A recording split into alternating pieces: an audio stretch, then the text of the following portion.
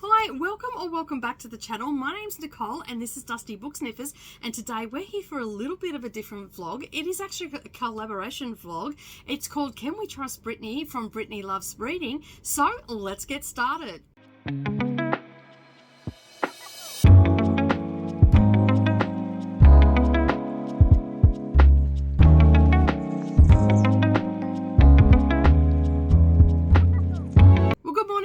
Everybody, and welcome back to the channel. Thank you for taking some time out of your day and spending it with me while I prattle on about the 3 books that I have picked that are some of Brittany's favorites. So the premise for this video is called, as I said, it is about if we can trust Brittany and her recommendations. So basically what happened one day, we were on sprints and somehow it got onto the topic of books that Brittany loves and all that sort of stuff, and there was a lot of chitter chatter and all that sort of stuff, and I was saying, oh yeah, I need to read that book and this book and that book, and basically before I knew it, we were all in a group in Instagram and we were selecting books that we were going to read that Brittany absolutely loved.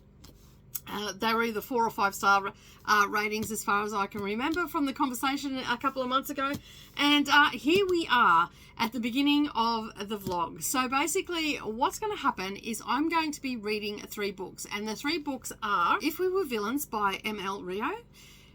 We also have Ink Blood Sister Scribe by Emma Torres, and we also have Babel by R.F. Kuang. Okay, so they are the books that you just seen flipping across the screen. I actually do have these in physical, and I also have audio to go with them. And so basically I am going to work my way through these books, and I'm going to start with If We Were Villains. So I'm going to get stuck into that, but as I said, the premise for this is there's a whole heap of us doing a collaboration. All the channels will be linked up down below. Basically once you finish watching this one, you can go and watch the next one, and maybe share these videos or the playlist with your friends, and then that way they can join in the fun as well. And don't forget, above all, go over and make sure that you watch all the videos, subscribe to all the channels, because these people are wonderful people and they have fabulous book recommendations but without further ado, let's find out if we can actually trust Brittany. So let's get started. All right, so as I had said in the intro, this is a reading vlog, the start of a reading vlog for Can We Trust Brittany. All right, so we have been set with the task to read 3 books that Brittany has raved about on her channel, and the first book that I'm going to be reading is If We Were Villains by M.L. Rio? Yeah. So I'm going to be reading this one. I have been also advised by my daughter to read this one as well. She basically walked in, put it on my shelf and said, you need to read this.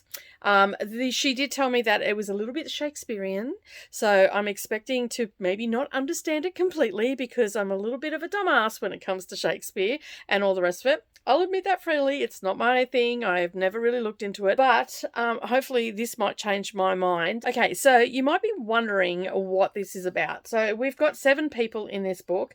It says, enter the players. There were 7 of us then, 7 bright young things with wild, precious futures ahead of us. Until that year, we saw no further than the books in front of our faces. And I'm just going to leave it at that because I sort of want to go into this blind so I can give a really good opinion. Now, I know that Brittany really loved this book and has pretty much talked about it and recommended it and all that sort of stuff as well. I've heard her talk about it a couple of times. So I'm looking forward to reading it and seeing if I can actually trust Brittany's feelings on books and whatnot. All right, so I'm going to go and get into it. I'll check it back in when I'm about halfway through and let you know what I think. Okay, so we're at the next day. So we're on the 1st of February and I have been reading this. I read about 106 pages last night.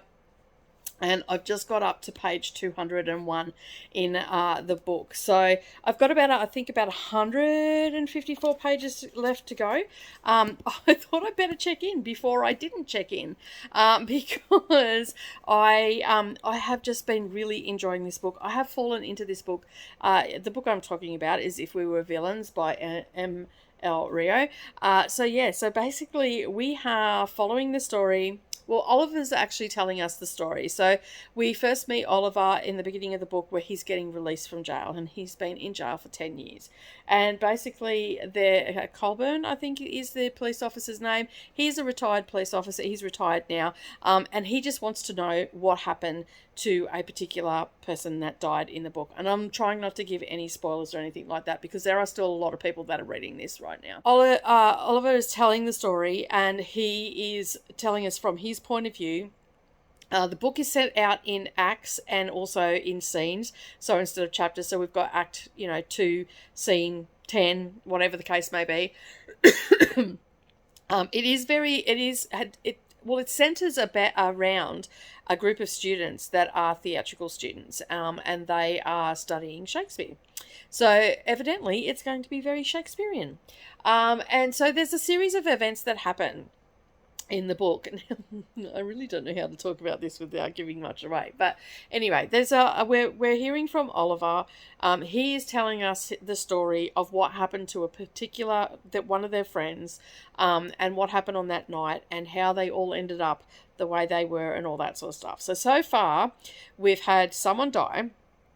We have a group of students acting very shady. We don't know who the killer is or anything like that, or if he was even murdered, or whether it was an accident or anything like that. It seems a little bit shady. They're all acting a little bit sketchy right now, but I'm just thoroughly enjoying, even with all of the Shakespeare bits and pieces that have been put in from the different plays like Caesar, Hamlet, all that sort of stuff. It's really, really well done. And I'm also immersive reading this as well, so I'm just getting so much more out of it. And the narrator that is just has me drawn in. Like, I actually feel like I'm in the room with these students. And it's wonderfully dark. It's wonderfully twisty and turny.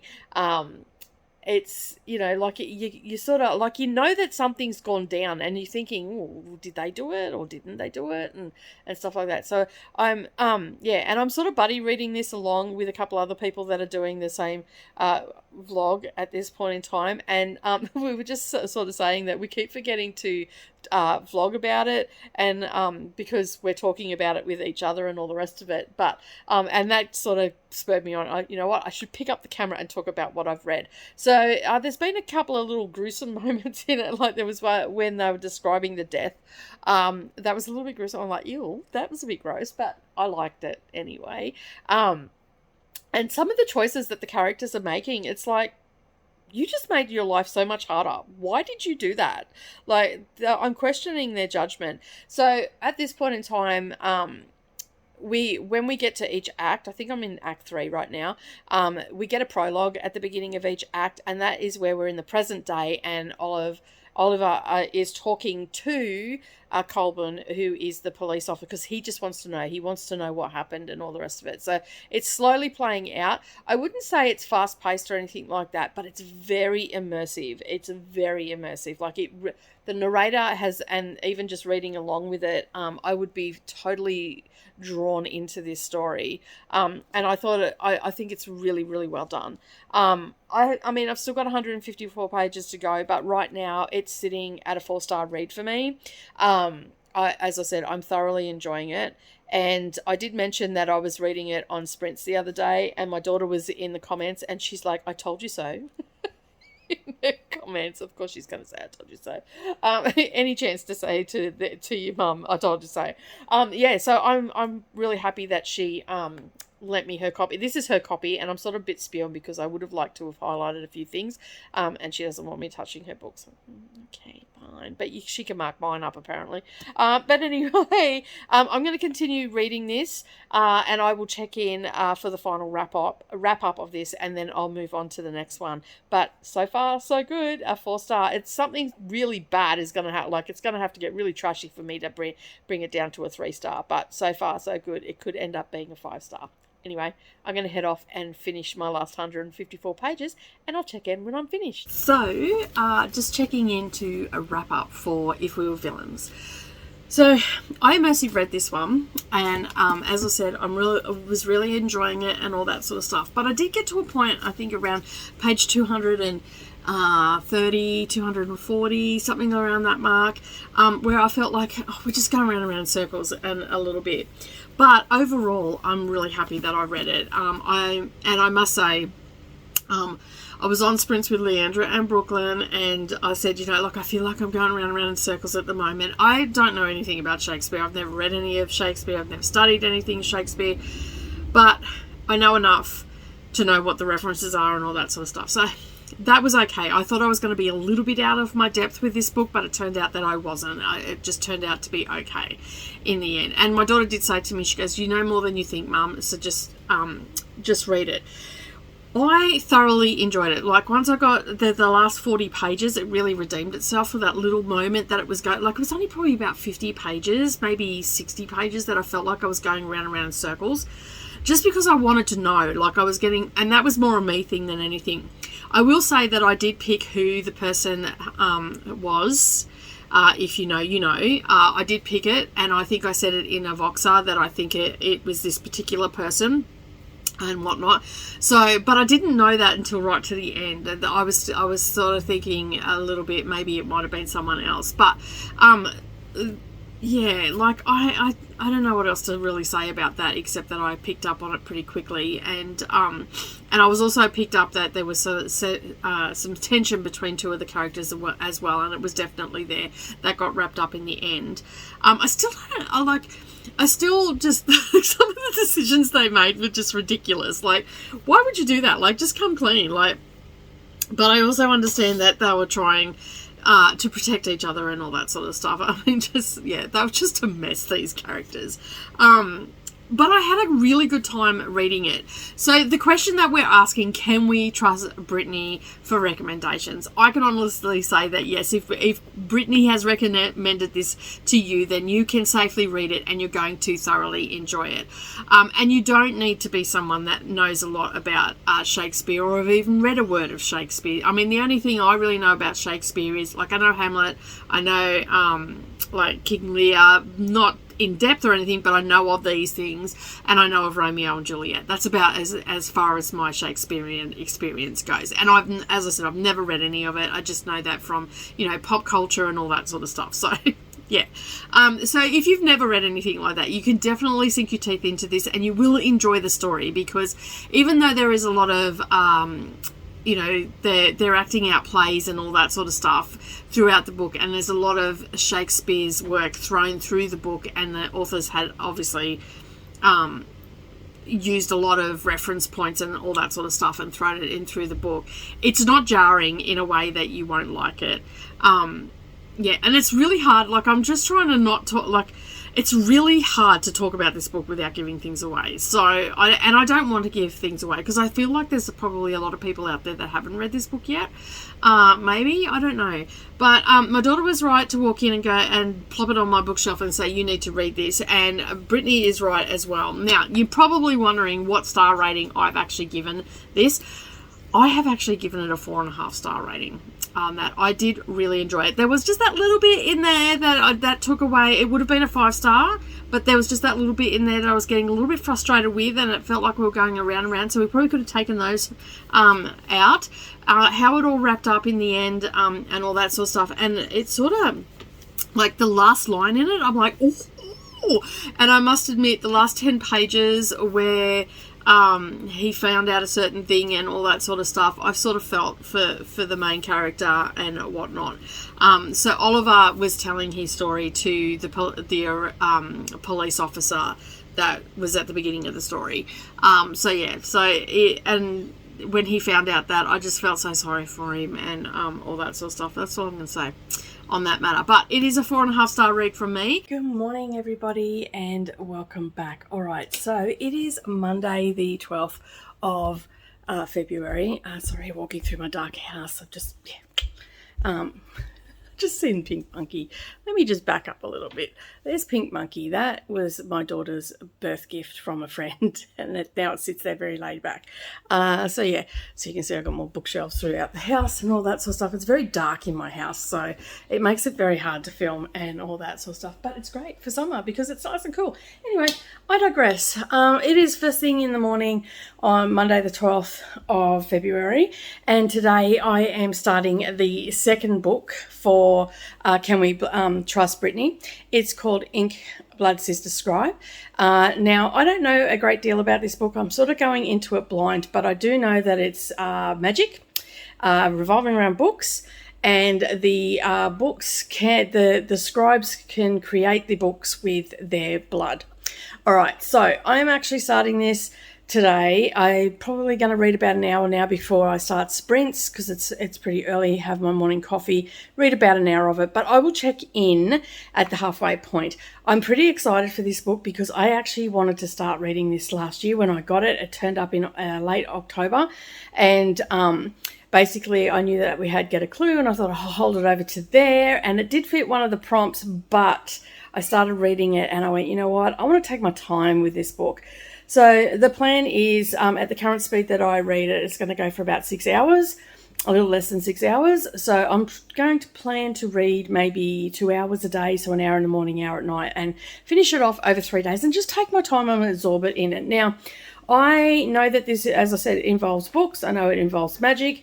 It's definitely my wheelhouse. I have high hopes for this book, and I have pretty much avoided everything. I have seen... I remember Brittany talking about it, and that's what inspired me to get it in the first place. But yeah, I haven't read it until now. So I'm looking forward to it. Basically, all I know is that Joanna Caltori lives alone in the woods in Vermont, and is the sole protector of a collection of rare books. Books like that will allow someone to walk through walls, turn water into wine. They are books of magic. So just that alone has intrigued me. And she's got an older sister named Esther who moves between country and country, job to job, and moves every year like she's avoiding something. So can you hear my cat outside? I put him out so I could film. But no, he stands at the back and meows at me. So that's all I really know at this point in time. We've got 2 sisters. We have magic, we've got books, and if this is anything like the book that I read by Bridget Collins, I think it's Bridget Collins, The Binding, I'm expecting a lot from this. But anyway, I'm going to get into it. I'll check in about a third of the way through, and we'll see how we go. Hi everybody, and welcome back. All right, so I'm going to do some driving. I've got to go down to the post office, but I have been listening to Ink, Blood, Sister, Scribe, and I've got a few thoughts about it, and what I'm thinking and all that sort of stuff. So I thought I'd take you for a drive down to the post office. It's not very exciting. You won't see much except for my head, but you know how it is. I get busy, and these are sometimes the only time that I can get into filming and all that sort of stuff. So, all right. So, Blood, Sister, Ink. What is it? Ink, Blood, Sister, Scribe is basically a pretty good book so far. I'm actually enjoying it. It is a little bit slow, like I will say. It is very much of a slow burn book, but I'm actually enjoying it a lot. So basically, we have Joanna and Esther, who are sisters, and Esther is traveling from country to country, and she has to move by the 2nd of November, okay, because the people that killed her mother will come for her. So that's the promise that she made on her 18th birthday to her father, to make sure that you know, that it kept her safe and it kept the family safe as well. And we also have, oh, what's his name? Is it Nicholas? I'm going to say Nicholas. I don't know why I want to say Nicholas, but I think it's Nicholas. So anyway, we have Nicholas, and he is a scribe, and he lives at the library, and this library has all these magical books in it that have spells, and basically the spells are written with his blood, and then the person who reads it out loud gets that benefit of that spell and all that sort of stuff. So that's the sort of very brief of the magic system. So we have books that are magic, that people write in their blood, of spells and stuff like that, and then basically, yeah, it goes on from there. So right now we are with Esther, and someone, she has made the decision to stay put, and I'm guessing there are going to be issues that arise from that. So that's all I'm going to say on that one. I do apologise for the shaky camera and if you're getting some noise, but my stand is not working for some reason. But anyway, it's the best I can do. So yeah, so we have all that sort of stuff. Like, there's enough to keep me, like, it's slow burn, yes, but there is enough to keep me intrigued to keep turning the pages. I'm thoroughly enjoying the story. I think it's going to be, I don't know where it's going to go, but I'm guessing that's going to be a little bit of a cat and mouse chase sort of thing, that, you know, Esther's made this decision, and, you know, she's promised her dad this stuff, and that she's going to keep everybody, you know, safe by staying away and all the rest of it, and keep moving, and whatnot. So she's made a decision to sort of not do that. So now that's not really a spoiler. We know that, like, in the first couple of pages, we know that. So that's setting up the premise of the story. So it's basically blood magic that we have in the book, and yeah, so I'm really interested to see where it's going to go. At this point, I'm thoroughly enjoying it. I don't feel like I need to DNF it. I'm not finding it a slog to read through it or anything like that. I have heard a couple of people say that. I don't agree with that. I think it's moving at a medium, like, it's not a super slow pace. I would say it's a medium pace. And yeah, and I'm liking the characters. I'm interested in where they're going to go, and all that sort of thing. Like, Nicholas is an interesting character, I think. I think he's been lied to a lot, and he doesn't know as much as he probably should know, and all that sort of stuff. So yeah, it's going to be an interesting read, I think. So I'm going to leave it at that, and then basically I will check in again in a little bit. And probably at the end of the book, I think I'll check in, and we'll go from there. All right, I am about to park the car, and I will talk to you all in the next clip. Hi everybody, and welcome back. All right, so today I'm going to be talking a little bit about Inkblood Sister Scribe. This is a book that I've been wanting to read for quite some time. It is by Emma Torres, and basically this is a book about magic books. Okay, so I will preface this with saying that I actually immersive read this, so audio plus reading along with it, for about probably about 2/3 of the book, and then the last third of the book I actually just listened to the audio because I was driving, and I must say that I preferred immersive reading this one, and I'm not too sure whether that's because I started out that way, but normally I don't have a problem with it. I can swing between both because I do that a lot with my work, but my car was playing up, so I think that was distracting me a little bit, and I had to go back a couple of times to, you know, did I hear that right and all that sort of stuff. So I was a little bit distracted for the last third. However, that did not take away from my love of this book. Basically, the narration on the audio was absolutely fabulous. There was, at the beginning, I was a little bit confused of who was who, between the two sisters. I was getting a bit confused, but that soon settled down, and that was just at the beginning of the book. Yeah, so basically the narration was really good. I liked the writing in this as well, and the flow of the story was really good. And so basically a little bit about this book, and I can't remember what I said in the last clip because I don't actually watch my clips before I start filming. I just finish reading and start filming, or do it the next morning. So we're following two sisters, Joanna and Esther.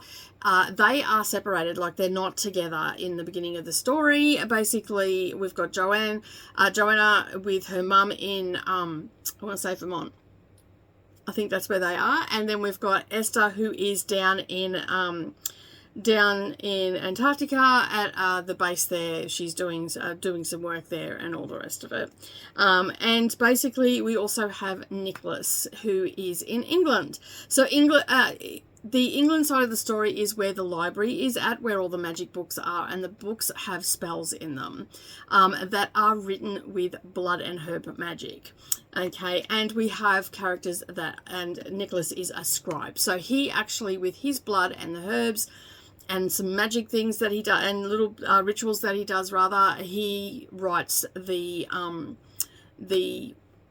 spells, so to speak. And basically, but he cannot be affected by magic, and he cannot read the books, read the spells out, can't do magic or anything like that. As magic as he gets is his blood, and that's it. And he lives with his uncle and some guardians, and he has a bodyguard and all that sort of stuff. There's been attempts on his life and whatnot because he is a scribe. And so basically, he never leaves. There are wards that don't allow him to leave or anything like that. And then we've got the two sisters who also have magic books and have wards at Vermont.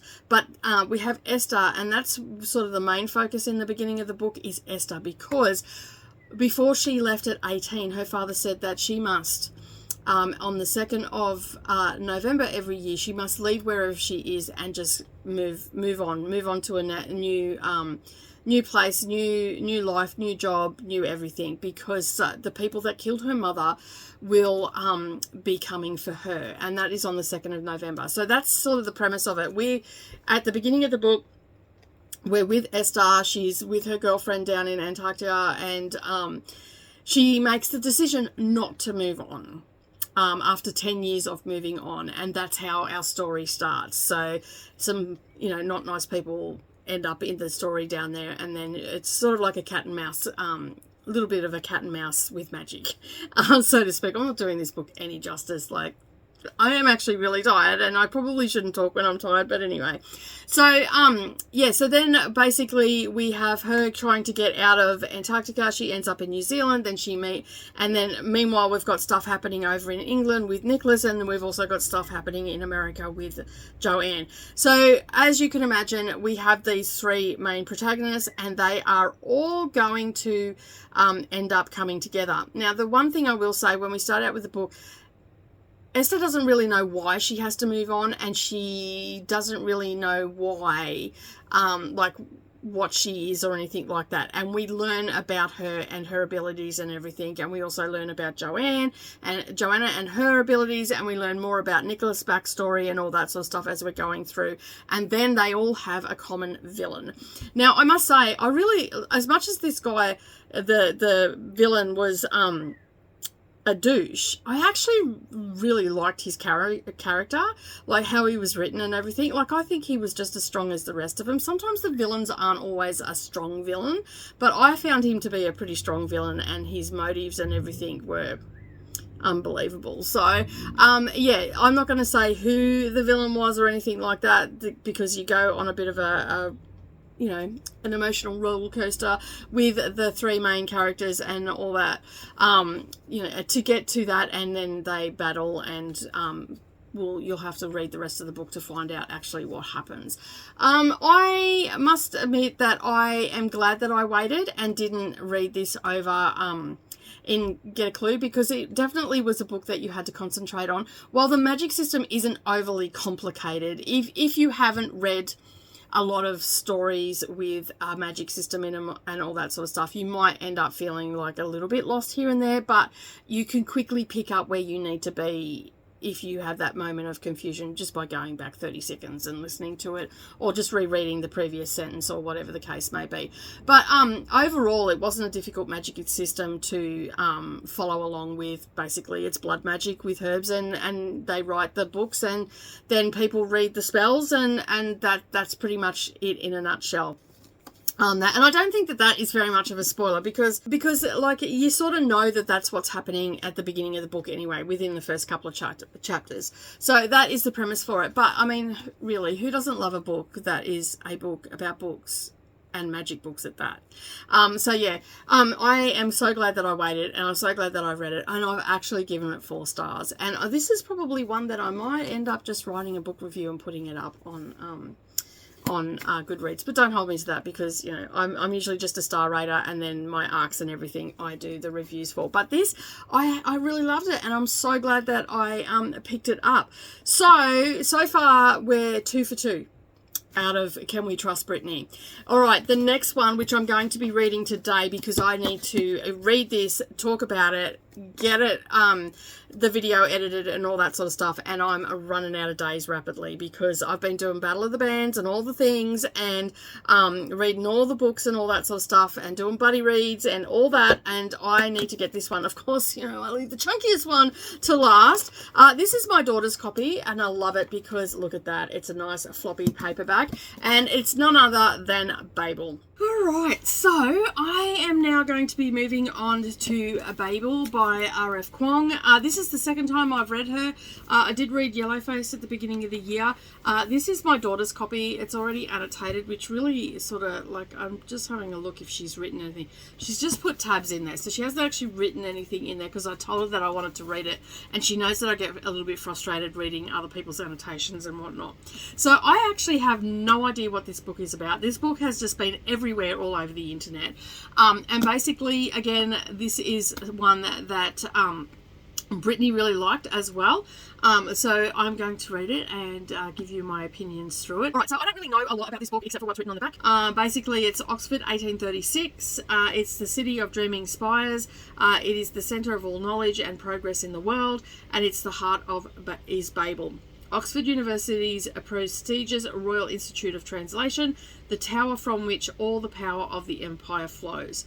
Orphaned in Canton and brought to England by a mysterious guardian, Robert Swift thought Babel a paradise until it became a prison. But can a student stand against the empire? So it sounds like a little bit, it has a little bit of a thrilling element and all that sort of stuff. And I from what I've heard, I understand that it has a lot to do with a language and all that sort of stuff. My daughter did say that the first part of the book can sort of feel like it's a little bit dense and it can feel like you're reading a textbook. She said, but if you push past that, the book gets really good. So, yeah. And I'm super excited because in March, I'm actually going to a night with R.F. Kuang. So, yeah. And I'm going to ask her how you actually say this. Because there is so much debate across the internet on how to say it, whether it's Babel or Babel. So, yeah. So I'm going to ask her, and that's on the 11th of March. So you would have seen this video, but before I have gone to see her. But yeah, I'm looking forward to it. It's something that has been on my list to read for a while, so I'm going to get stuck into it. I'll check in probably around the midpoint. Of course, you know, if I DNF it, I will come in and check in. I usually give books 100 pages. If I get to the 100 pages and it's just not doing it for me, then I will DNF it. But other than that, if you don't hear from me, then you know that it's good. And yeah, basically, I'll be at the halfway point and we can have a bit more of a chit chat about it because I'll know more about what the story's about. Hi everybody, welcome back. All right, still Sunday. It's a couple of hours later. I'm on page 90. I've just gone into book 2. So far, I'm really liking it. A lot of people said that the beginning of it was quite dense and quite textbookish. I'm not finding that at all. Like, I've found so far, well, I'm only 90 pages in, so, like, let's just put a pin in that. But the thing is, I'm liking the dynamics between Romy and Robin and the fact that they're a lot of these people that they call babblers are from different countries and different walks of life, and they're learning all the languages and stuff like that, and they're at Oxford and they're acknowledging the fact that they're at this place that, you know, there's a lot of learning to be there and all that sort of stuff. There was a bit here, and my daughter obviously wanted to know about this as well because she's actually highlighted it as well. I wasn't actually in the book at this time. I was doing some chores and whatnot, and then I've come and opened up the book because it said book 2, and I'm like, oh, is it cut into book? So then I've just had a bit of a look to see. But I just had a look at her because I've already read these pages. I just had a look at what she had tabbed. And so there's a sentence in here about their differences and all the rest of it, and it's obviously foreshadowing something that's going to be happening a bit later in the book. So she's highlighted that, and I was quite curious about that too, because when I heard it, I'm like, oh, okay, so maybe something's going to be happening amongst this group of people, because as I remember, I said I went into this blind. I have no idea what it's about, what the magic system is, all that sort of stuff. Although my answer, I do have an answer to how it's pronounced, and it's Babel. And anyway, so basically it's definitely that, and they're called babblers, and these are all foreign students from different walks of life, different countries, different creeds, all the rest of it. have come to Oxford, and predominantly they are learning languages and whatnot, what do you call it? Translating, doing some translating and stuff like that. So, and they've noticed too, like with the two main characters, which is it Rami or Romy? Romy, I think. I don't know. I haven't really read. Robin is the main character, and he's from Canton, and then Rami is from he's Hindu, so he's from India. I think he's from. So basically we've just been with them, and then there's a few others that have come into it now, and basically they're starting to realize that where they are is, and because they're translators, they actually feel like that they have more privileges than some of the other people there. So they get to stay in the libraries a bit longer, even if they've turned up like 10 minutes before closing. And it seems to be a doorway for them to do a few things. So right now, Robin has experienced something, and he's meeting up with someone. So I'm guessing we're going to find a little bit more out of it. So I will say, though, the people that on Sprint and everything said that it was a bit textbookish in the beginning. I'm not finding that. It's possibly because I am listening to it.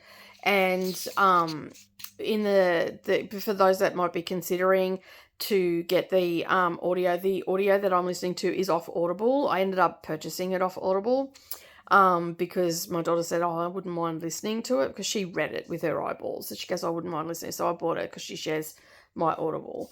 I used this month's credit. So, I like the fact that if there's a footnote, a female's voice cuts in and reads the footnote that is at the bottom of the page. Because I'm like, oh, what's this? This doesn't make sense. It just stepped out of the story type thing. So I went and had a look at the book, because as I said, I've been doing housework and stuff like that. And I sort of sat down and went, I really need to do this housework first, so that's what I've done. Anyway, I'm waffling now, but I'm really liking it. I'm really enjoying it. I'm going to get stuck into it. I believe Neva's going to be having sprints in a couple of hours for me and all the rest of it, so I might jump on with her just to keep me motivated to get this done. According to, I've got more than several hours. I have quite a few hours to read this. It's got 545 pages in it. And I'm only up to page 90, so I have a bit to read. And I'm going to try and get this read today, and if not, tomorrow, and then done. And then I can edit the video and get it up, and it's just be done. And because, this vlog has given me a lot of anxiety, because I've never done a collab before like this. And I'm like, yeah. So anyway, I'm going to go off and fall back into this theory. I will say, though, I do like the little snippets out of all books and stuff like that. We've had some books out of Chronicles of Narnia. We just had, on chapter 5, we've got something out of Oliver Twist, and there's been a passage out of the Bible. So I'm really enjoying those at the top of the chapters. But as I said, I'm only up to chapter 5, and I'm only up to page 90. So I'm going to get on with the rest of my day.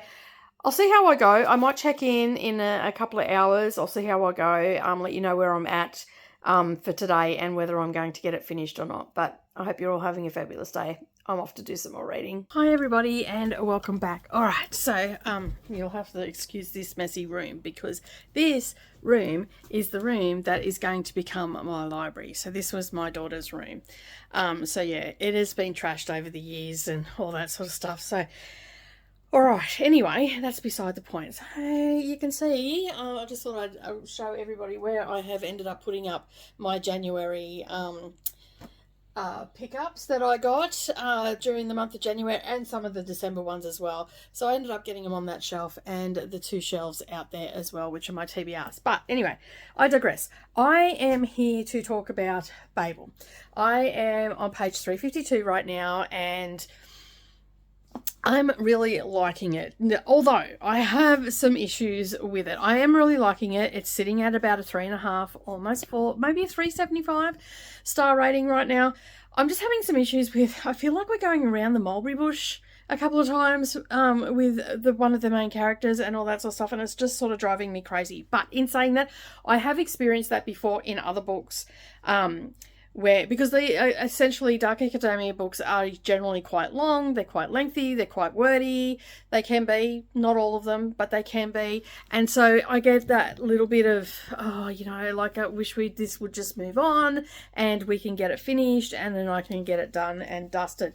So anyway, as I said, I'm at 352. I am enjoying it. As I said, I'm sitting at about a 3.75 right now. I think it is going to end up being a 4-star, and I'm really happy because when I turned the pages early this morning, I read a couple of pages, some stuff started happening. So I'm like, right, okay, this is where the excitement's coming from and all that sort of stuff. So basically we're following the story of Robin and his classmates, too many to remember for this old chook. And basically but the story is centering around Robin and his experience as a translator at Oxford and the Tower of Babel that is there for the translators and all that sort of stuff. And the translators are a commodity, and most of these translators are from other countries, such as one of his friends is from India, there's some from France, there's some from, he's from Canton and all that sort of stuff. So they are essentially, for lack of a better term, they're a commodity to the Oxford community, because they translate things into English and all that sort of stuff, and then they're using that as power. And there's these silver things, which I'm still not entirely sure how this magic system works. I don't know. I think I may have missed something in the beginning. Maybe I shouldn't have done chores while listening to it. But anyway, they inscribe things on these silver bars, and they can cause things to happen and all that sort of stuff. So that's all I really understand. I'm not sure I totally understand the whole magic system. There is also a secret society that is working against the English and Oxford and all that sort of stuff, and it is really focusing on colonialism and all that sort of stuff, and how the English are using these translators to wield power, wield wealth, and at the detriment of other societies and all that sort of stuff. And so it is very much talking about colonialism and how they, just a bunch of douches, right? So that's all. I don't even know really how to word that, because the atrocities that the empire in, I know this is fiction, but the atrocities that happen across the globe from the British Empire is just disgusting, to say the least. So it is drawing on that and all that sort of stuff. And I am listening to the audio while listening along with it, while reading along with this. And there's little footnotes which are detaining, they're adding to the story and all that sort of stuff. And it's really good how it's done on the audio, because we get this female's voice that comes in, and you know that she's reading the footnote at the bottom of the page, and it's, as I said, it's pertaining to the story, and adding that little extra layer to the story and all that sort of stuff. They're not factual footnotes. I mean, there might be some little snippets in there that are centered around the story that might be factual, but for the most part, it is about Robin and what they're doing. It's a little extra paragraph that wasn't in there and all the rest of it. Is it making the book long? No, I don't think so. I think it's adding to the enjoyable component of it and the vibe of it and all that sort of stuff. I do like the starts of the chapters and stuff like that, where we've got little snippets out of books. So there's the Bible, there's been Oliver Twist, and they're like Charles Dickens, and then there's been little snippets of poetry and all that sort of stuff at the start of chapters, which is quite nice. I like it. I like it when you get those little extra bits in books. I don't know, call me weird. Some people don't like that, but I do. So as I said, I've got about 200 pages. I should be finished this tonight, if not tomorrow morning, and then I'll do my final wrap up for it. I don't really have much more to say. Some stuff has got to happen on that, but for the most part, we're just following these group of students who are translators and are being used as a commodity. And I guess it also makes them feel quite isolated and quite trapped and all that sort of stuff. But as I said, some stuff just happened. So I'm pretty excited to get back to it. Right now, I'm on sprints with Leandra and Coda. So I better get going, because I've only got 3 minutes to go before I've got to be back on camera. Nothing like cutting it fine, right? But I was just putting some books away and things that I pulled out and seeing if I was going to read them and all the rest of it. But I managed to get those 116 books that I bought in January on the shelf. So I'm pretty happy about that. All right, I'm going to head off and I will check in when I'm finished reading Babel. Hi everybody, and welcome back. All right, so I'm here to talk about Babel by R.F. Kuang. I have finally finished it. It didn't take me as long as I thought it was going to, so I'm pretty happy that I've got a couple of days up my sleeve to get things sorted and whatnot. So overall, I thought that this was a pretty good book. I really enjoyed it. I didn't find it as dense as people were saying. Like there was a lot of people that were saying that it was quite textbooky at the beginning and all that sort of stuff. And I think I covered this in the other clips. I just didn't find that, but in saying that, though, I went straight into the audio. I think I immersive read for about 10 or 20 pages or something along those lines. I can't really remember now. But then I got up and started doing some chores.